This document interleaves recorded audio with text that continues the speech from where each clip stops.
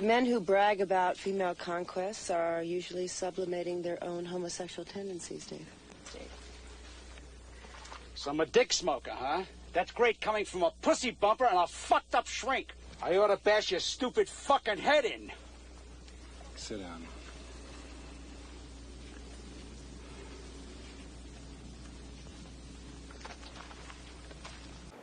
Hey, this is Matt once again. Welcome back to another video. This is a paid request this time for Travis. Thank you so much for that. And for those interested in requesting pretty much any type of videos, topics, randomness, reviews, re-reviews, commentaries, whatever it may be, feel free to send it either directly to my PayPal or join my Patreon. Both links are down below in the info box under each of these videos. Now this is for a 1987 slasher film called Blood Frenzy. And I'd never heard of this film before. Never. And I remember I put a post on this on my Facebook. I'm still amazed. To this day, there are still slasher films to be found. And I go, wow, that existed? And you just, once again, amazed how slasher films were so prevalent.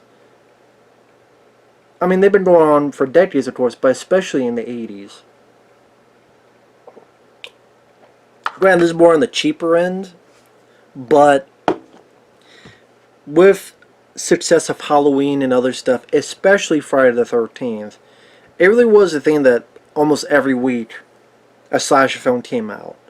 And slasher films I do like, it just doesn't mean I like all of them. Like, the guy was being nice, but he was like, oh, well, you're not a fan of slasher films because you don't like the first Friday the 13th. I do like the first Friday the 13th, I just don't think it's the 5 out of 5 star classic people make it out to be. I liked it. I liked the scenery. I liked the gore. I like some of the actors, like Adrian Keane and Kevin Bacon. The music is very well done. But the killer, and I thought it's not really a murder mystery because there's no way. It's kind of cheap. Oh, the last 5 minutes. Here's this brand new person. And how the hell did she do this? How the hell did she do that? How the hell did, this woman was like 7 years old and threw this other girl through a window like a sack of potatoes. It's just like, with Friday the 13th, I liked a lot of the sequels more. I like part 2 more. I like part 3. Yeah, I'd probably say I like part 3 more. I like part 4 more. I like 6, 7 more. 6 and 7. Yes, I like Jason Goes to Hell more. And with slasher films, I just say I love My Bloody Valentine. I love the 1986 film April Fool's Day. Those are my favorites. My Bloody Valentine, April Fool's Day. I really like this one called Silent Madness. Yes, I do like The Final Terror, although that needed a lot more of a body count and gore, but I did like it because I like the cast and I like the location. 80s slashers. Intruder. I don't like the way it ends, but I love the location, the gore, the camera work by Scott Speedle. I do like Intruder. I just wish the ending was a bit better, in my opinion. But I do like Intruder. Sorry, now I'm trying to think of all. There's so many. I like Terror Train. I don't like the Prowler. I like the gore in the Prowler, but the Prowler itself I don't like. Anyway, there's a ton of slashers. I'm not going to love every single one of them though. But I liked a good chunk of them. This one,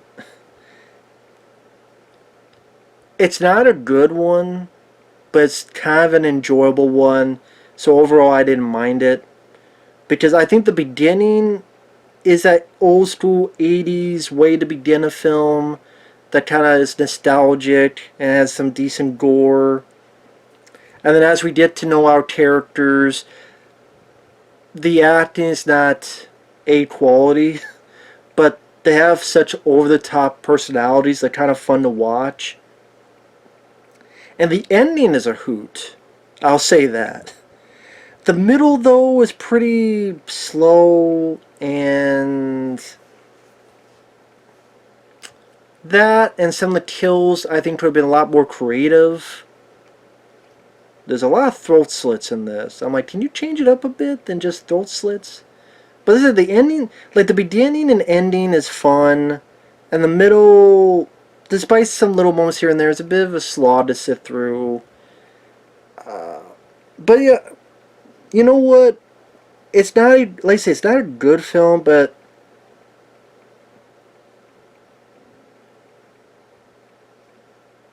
you know what? I still had some fun with it.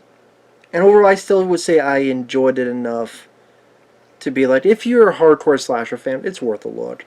It's not going to be a classic. Like I said, the middle section could be a bore. But there's some fun hoot of bad type of performances. I mean, it's not quite Don't Go in the Woods, or you will be killed and chop you up in little pieces. Don't go in the woods tonight, or you will be... It's not that funny, but okay. Few things. Number one, I don't even think this film has a DVD. I think it's only on VHS. It's funny. I looked up someone else. They had a VHS.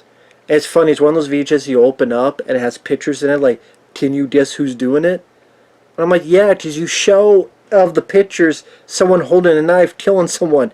Yeah, you could guess who did it because you fucking showed it. It's directed by a guy named Hal Freeman, who I think has passed away, but he was in the porn industry. And the cinematographer, I'm like, this name looks familiar. The cinematographer is Richard Pepin.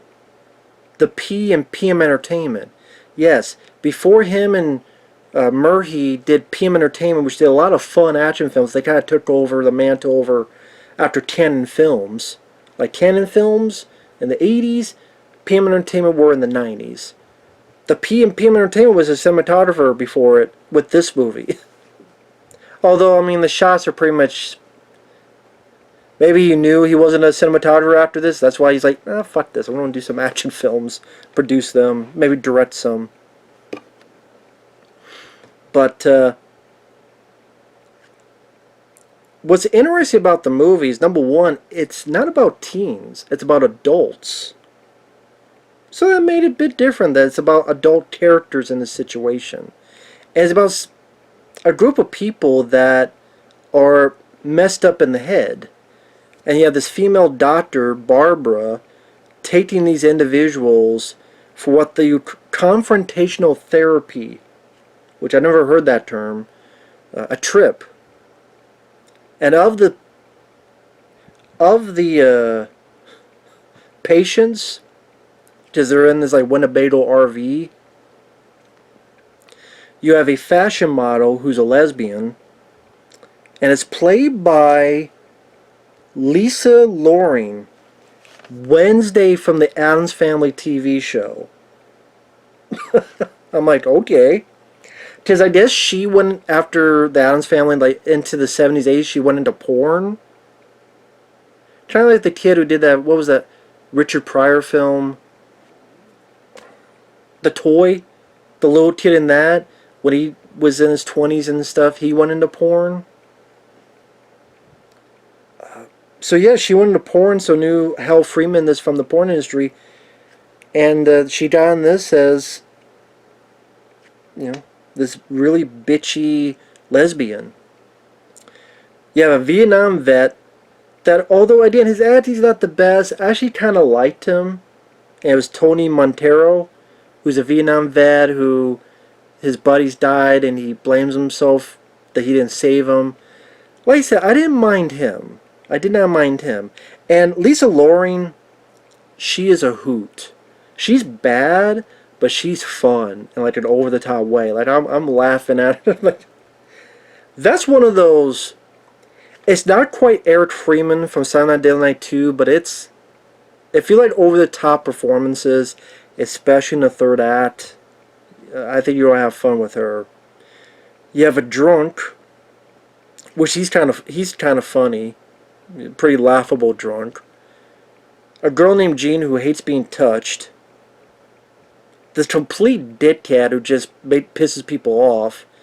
And then this girl, this lady who just wants to have, the blonde bimbo that just wants to have sex. But she doesn't take her clothes off because she said she would. From what I understand, she said she would and then she changed her mind. And so there's a point where Wednesday from Addams Family Show does it. So those six are with the doctor, and they're going off into the desert. Lisa Loring, Wednesday from... When I say Lisa Loring, that's the girl Wednesday from Addams Family. That's the mean, bitchy lesbian. She says, well, my father has a silver mine over here. Let's go over here. And of course, I should not forget, the very beginning, it opens with a kid with a jack-in-the-box. A drunk dad comes in. There's this garden tool. She gets slapped. And then a garden tool is grabbed, hits the guy in the throat. It's a decent effect. I mean, they showed the shot pretty lengthy, but, you know, it's a decent, gory, practical effect. You see, like, a little chunk as it's, like, trying to dig in. It's a charming, old-school makeup effect. And then it's sometime later, and then that's where you meet these characters, especially at this diner. And listen, the characters have a bit of a fun personality to them, and it definitely screams the 80s. Then you have the slutty bimbo, you have the real bitchy bitch, you have the Vietnam vet, which again, I liked him. He had a little bit of a... What did he remind me of? He reminded me of... he felt like he would be like in a mafia movie or something. But yeah, I grew to like him.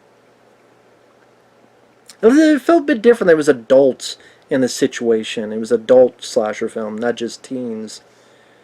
But I said they go out into the desert, and there's some fun, early on, some fun dialogue. You have a problem. They're saying this to the drunk. I get drunk, I pass out, there's no problem. Or, Lisa Loring's character of Dory. She's getting mad at the Vietnam vet. She says the line, "Don't give me a ration of shit." I'm like, what the a ration? Like rations, I guess, during the war. Don't give me a ration of shit. I've never heard it that way. And there's some dialogue that's like, maybe I'll try to put it at the beginning here. Like a drunk finds a nickel. It's from 1950. I wonder how much it's worth. And someone goes, 5 cents, asshole. Or, the prick is getting mad at the doctor and the bitchy girl Dory. And he goes, so I'm a ditch smoker, huh? Well, that's great coming from a pussy bumper and a fucked up shrink. I'm like, Jesus. And I feel sorry for the vet because he's being fucked with this prick. The prick's like, incoming! The guy dives. And he doesn't... He fights the guy, but he doesn't put up much of a fight for a Vietnam vet. I will say that.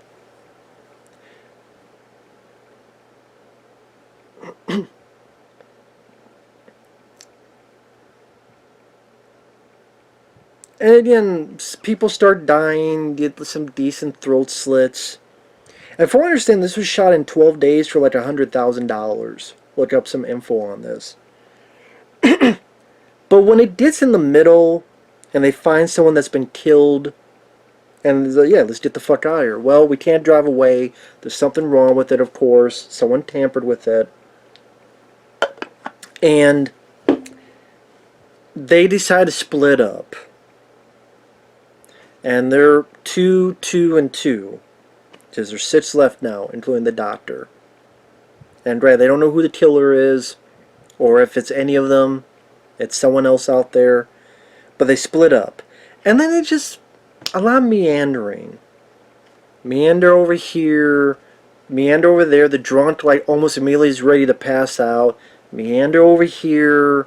This group, this group, this group. And I'm just sitting there going, we should be really ramping up with the paranoia. We should be really ramping up with, oh, are you the killer? No, you're the killer. And have these bad but entertaining personalities even more flourish. With maybe some funnier, like, dialogue. Like, no, it doesn't do that.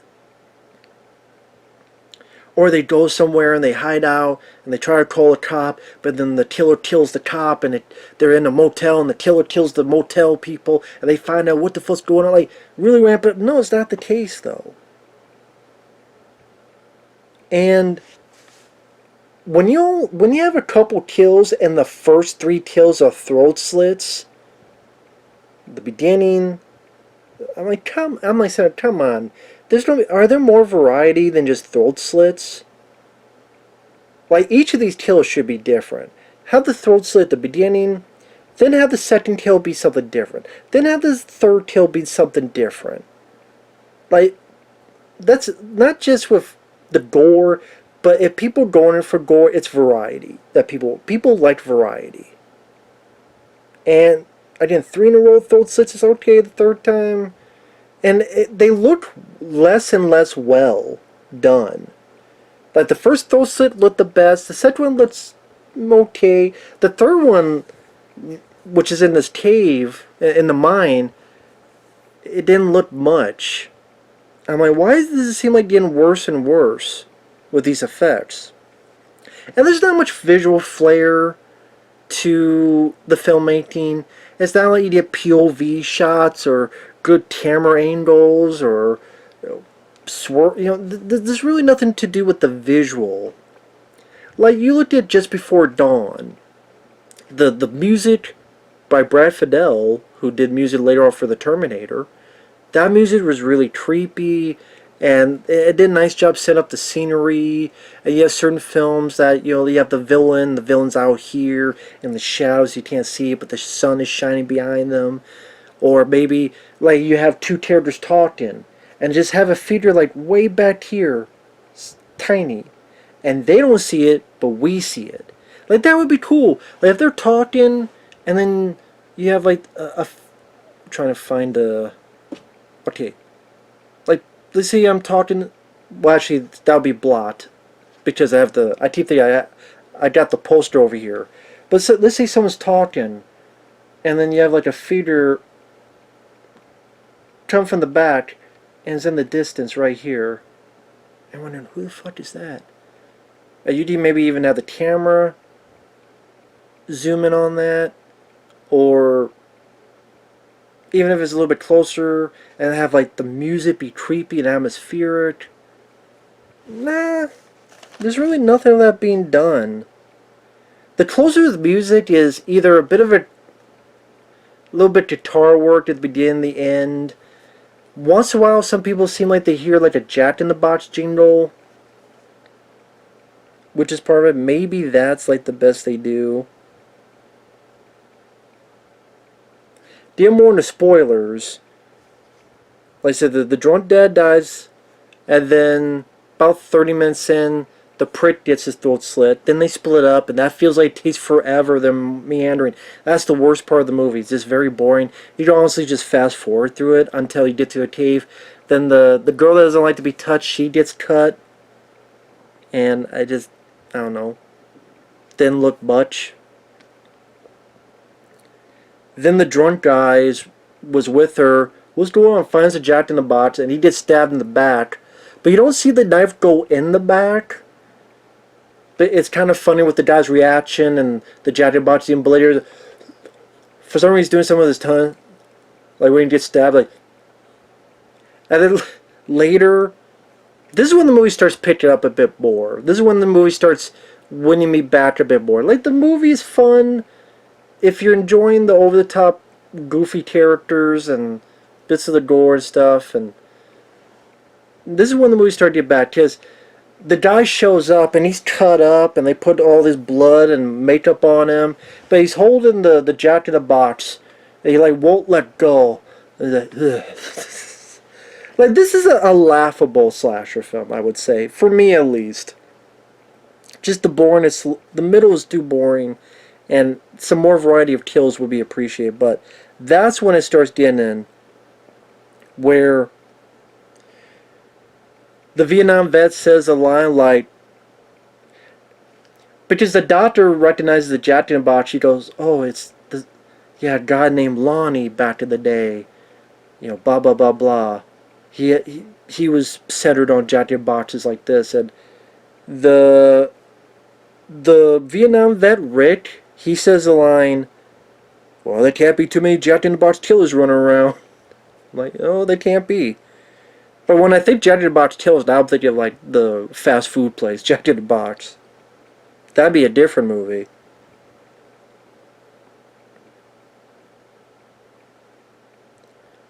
And then you get to Batshit Central, which is...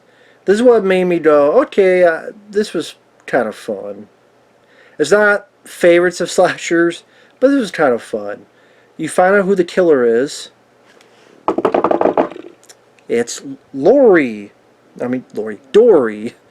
Lisa Loring as Dory. Yes, Wednesday from the Addams Family TV show is the killer. The bitchy lesbian who... She tries to seduce the blonde bimbo, leaves her, and her brother Lonnie is there. She's the sister of Lonnie. At the beginning, it was a brother and sister, and she killed the dad, and the brother took the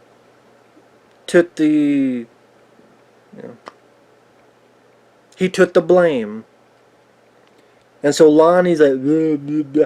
But Lisa Loring, she made this shit happen because to get back at the Dr. Barbara who sent Lonnie away and sure kill everybody else.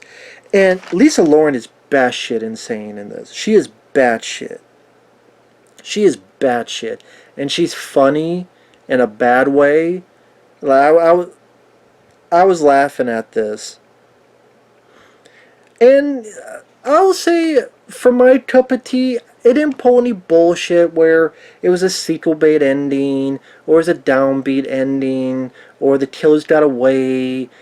That's what I mean, like, you think Rick, the Vietnam vet, is dead, but he faked his death because, you know, if you think I'm dead, then one of you could be the killer. I don't know who the fuck it is. He comes in, hey Lonnie, smacks Lonnie, saves the doctor, and there's a scuffle, and the doctor stabs the Lisa Loring in the neck, but she's still not dead. And then meanwhile, the Vietnam vet's like punching the guy and giving some pitches. He even does the ear slap, and like impales the guy. And it's a pretty decent makeup effect on the other end. He impales Lonnie, the bad guy. And then Lisa Loring, who's still alive with this fucking thing. And the Dr. Barbara, she could fucking leave, duck, fart, anything. She just did, I don't know what, she's a doctor, but she doesn't do anything. She's too stupid, I guess. And then Rich like, no, and throws a pickaxe and hits the evil lady in the back. And she falls. And she's like, Lonnie! And then Lonnie's like, Donnie! I'm like, you guys are fucking... You're stabbed in the neck and got a pickaxe in your back. You got a big old fucking sharp stick in your throat. You still talking, sure. And then they're fucking dead. And then, they don't pull some bullshit, oh, Rick is a killer too. Or I was waiting for some bullshit to happen. He's a Vietnam vet, he gonna kill her too. And nope, none of that happens. It ended the right way. Because your ending is your most important. It ended the right way. I'm like, you know what? This was a time waster. I mean, I would not be surprised if Vendor Syndrome puts this out on Blu-ray. I don't know if I picked it up on Blu-ray. But, would I watch it again? Maybe. Like in a slasher marathon? Sure. I've seen much worse. Even the 80s. Final Exam is way worse. Terror on Tour is probably the worst 80s slasher film I've seen.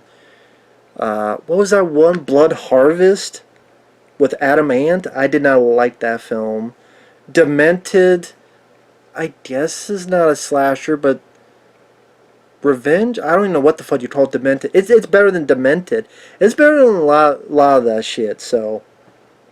Blood Frenzy I had fun with. It could have been better. Either shorten or pump up the middle. Have a bit more creative gore or kill gags.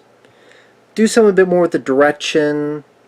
Again, either camera movements, angles, reveals. There's really no building of suspense tension. So it's not a classic. It's not a hidden gem. But you know what? If you've seen every 80s slasher film, this is worth a watch. Again, at least some of the characters have an over tough fun vibe in a funny bad way. And like I said, if you want to see Wednesday from Addams Family, the TV show, go batshit crazy, and you know some other stuff, and some funny lines. You know, it's worth a look. So with that said, thanks for watching. We'll see you guys later. Bye bye.